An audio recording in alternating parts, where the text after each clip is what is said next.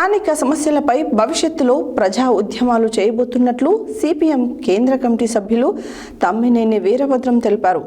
సోమవారం నల్గొండ పట్టణంలోని కోమటిరెడ్డి ఫంక్షన్ హాల్లో సిపిఎం జిల్లా విస్తృత సమావేశం జిల్లా కార్యదర్శి తుమ్మల వీరారెడ్డి అధ్యక్షతన నిర్వహించారు.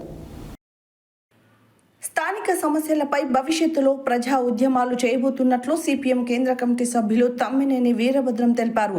సోమవారం నల్గొండ పట్టణంలోని అలకాపురి కాలనీలో కోటిరెడ్డి ఫంక్షన్ హాల్లో సిపిఎం జిల్లా విస్తృత సమావేశం జిల్లా కార్యదర్శి తుమ్మల వీరారెడ్డి అధ్యక్షతన నిర్వహించారు.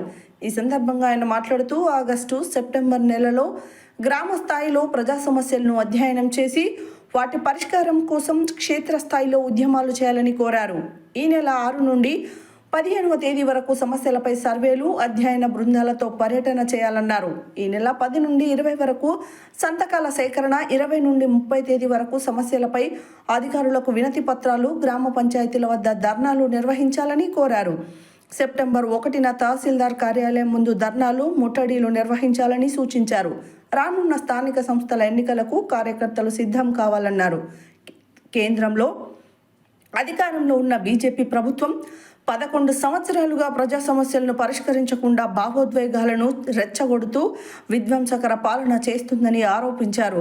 బీజేపీ పాలన వైఫల్యాలను ప్రజలకు తీసుకెళ్లి చైతన్యం పరచాలన్నారు. ఇచ్చిన వాగ్దానాలు అమలు చేసేంత వరకు గ్రామ స్థాయిలో ప్రజలను చైతన్యపరచి ఉద్యమాలు చేయాలని కార్యకర్తలకు పిలుపునిచ్చారు. సిపిఎం రాష్ట్ర కార్యదర్శి వర్గ సభ్యులు మాజీ ఎమ్మెల్యే జూలకంటి రంగారెడ్డి మాట్లాడుతూ జిల్లాలో పెండింగ్లో ఉన్న సాగునీటి ప్రాజెక్టులను వెంటనే పూర్తి చేయాలని డిమాండ్ చేశారు. సిపిఎం జిల్లా కార్యదర్శి తుమ్మల వీరారెడ్డి మాట్లాడుతూ సమీక్షించి భవిష్యత్తులో పార్టీ తీసుకునే కర్తవ్యాలను వివరించారు. ఈ కార్యక్రమంలో సిపిఎం రాష్ట్ర కమిటీ సభ్యులు ముదిరెడ్డి సుధాకర్ రెడ్డి, నారి ఐలయ్య, డబ్బీకార్ మల్లేష్, జిల్లా కార్యదర్శి వర్గ సభ్యులు పాలడుగు నాగార్జున, కందాల ప్రమిళ, బండ శ్రీశైలం, చినపాక లక్ష్మీనారాయణ, సయ్యద్ హసం, వీరెల్లి వెంకటేశ్వరులు తదితరులు పాల్గొన్నారు.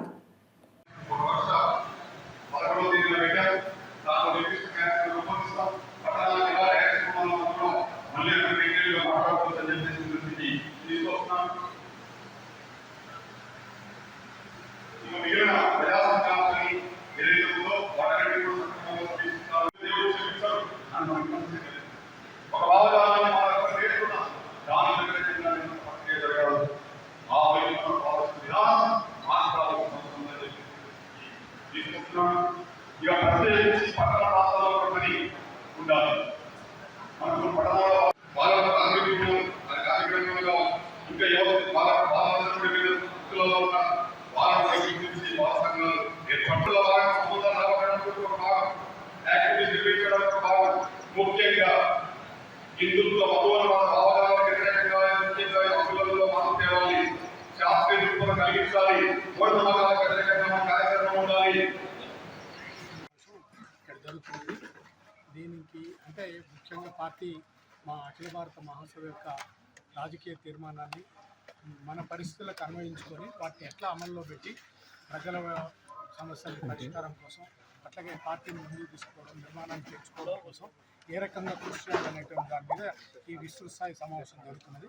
దానికి ముఖ్య అతిథిగా పార్టీ కేంద్ర కులగణన కూడా సమర్థించాం. ఇప్పుడు ఢిల్లీలో కాంగ్రెస్ పార్టీ చేసిన ధర్నా సమర్థిస్తున్నాం. రేపు మేము కూడా ధర్నా చేస్తున్నాం ఇందిరా పార్టీ దగ్గర. అంతేకాదు రేవంత్ రెడ్డి గారు చేసే ప్రయత్నం ఒంటరి చేస్తున్నారు, అందరినీ కలుపుకొని చేయాలని కూడా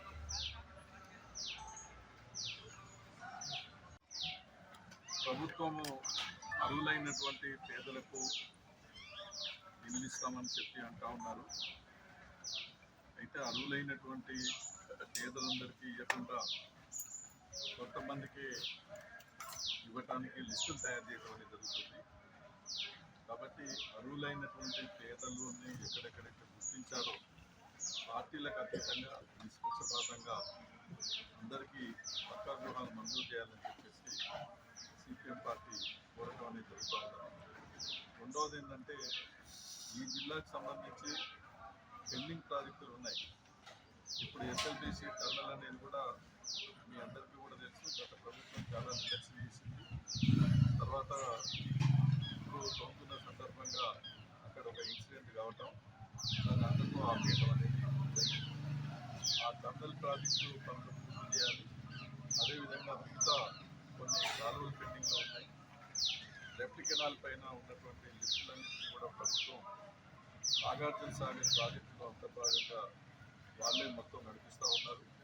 దాన్ని ఇంతవరకు కూడా బాధ్యతలు తీసుకోకపోవడం వల్ల రైతులు నచ్చలేకపోతూ ఉన్నారు. ఆపరేటర్ల జీతాలు కూడా ఇవ్వలేకపోతున్నారు, రిపేర్లు కూడా చేయించుకోలేకపోతా ఉన్నారు. అందుకనే ఆ లిస్టులన్నీ కూడా ఫ్రెండ్స్ అందరికీ నమస్కారం. ఈరోజు దేశంలో మోడీ ప్రభుత్వం ప్రజల నుంచి అనేక విషయాలు దాచిపెడుతుంది.